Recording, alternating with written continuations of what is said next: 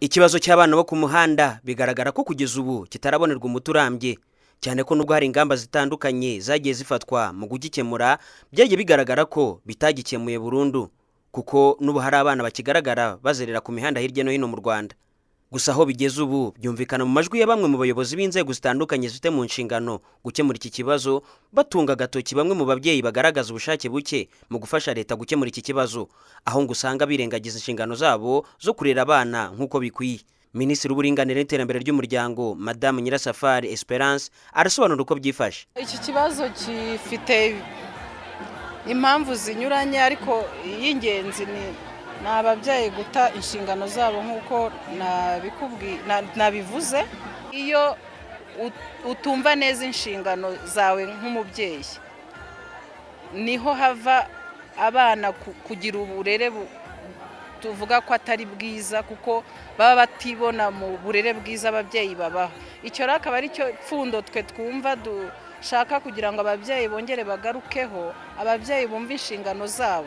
Nubwo iyi minisiteri ivuga ko ari ukutita ku nshingano kw'ababyeyi, byumvikana mu majwi ya bamwe mu babyeyi bagaragaza ikibazo cy'ubukene nk'impamvu ishobora gutuma abana babo bajya kuzerera. Gusubira mu muhanda bwose nshaka kuvuga ngo mbihagazeho ko atazasubira mu muhanda, kubera yuko n'ubundi ubuzima turimo ni ubuzima butugoye. Sinavuga ngo ntazasubira mu muhanda kuko n'ubundi yafashwe yagiye, sinari nzi ngo yagiye mu muhanda. Kuri iki kibazo cy'ubukene, Minisiteri y'Uburinganire n'Iterambere ry'Umuryango ivuga ko kitagomba kuba urwitwazo, cyane ko ngo abakene bose bari mu Rwanda atari ko abana babo babaye inzererezi mu mihanda.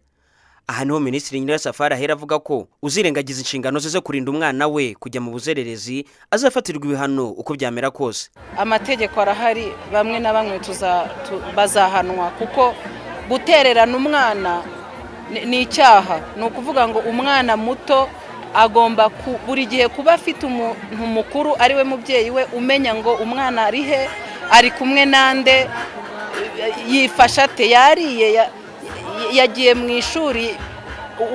Uwo mubyeyi utabasha kubikora tuzamuhanira kuba atererana umwana we. Uretse kuba hafatirwa ibihano abatuze inshingano zabo mu kurera abana, kuri ubu hariho gahunda yo gushyiraho amarerero y'abana muri buri kagari, ndetse bikaba umuhigo w'uturere twose. Igihe ibi byaba bishyizwe mu bikorwa, ngo bikaba byafasha na ba babyeyi baba bagiye gushaka imibereho kubona aho basiga abana babo, bakaba ariho barererwa ku manywa, hanyuma ku mugoroba bakabasubiza mu rugo.